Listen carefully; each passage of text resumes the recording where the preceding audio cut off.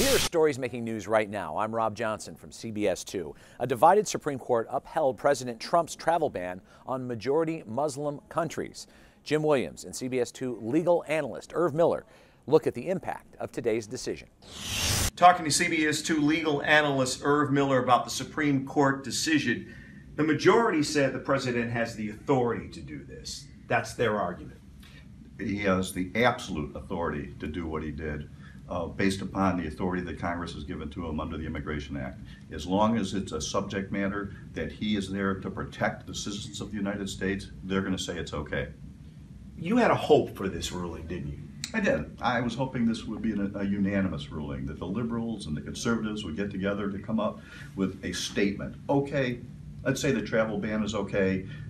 Let's just talk about how it wasn't right in the language that he used leading up to the travel ban. During the campaign. During the campaign, and even things he said once he took office, that were interpreted, could be interpreted different ways as improper language. Let's get together and talk about the principle, but also talk about, don't use the language that you did. It's not right. CBS 2 legal analyst Irv Miller on the Supreme Court's decision.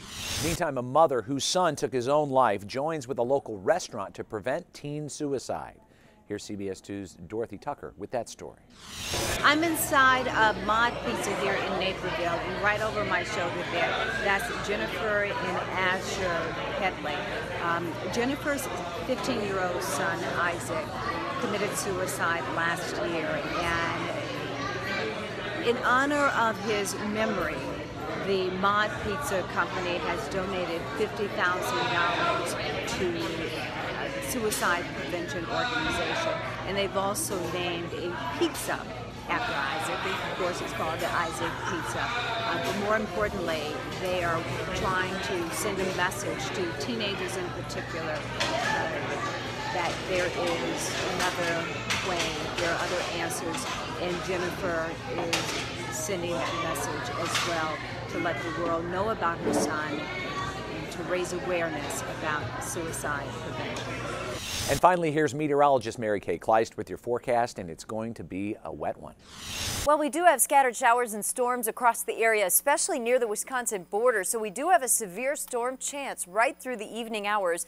We have temperatures at 73 downtown. It's 83 in Joliet, 73 Waukegan, and 74 McHenry. So as we look at low pressure, it's still over Iowa, but right along that warm front, which is now draped across the Rockford area, just ahead of that is where we're seeing these rotating storms. Some of them have a history of quarter-sized hail and also winds to 40 miles per hour.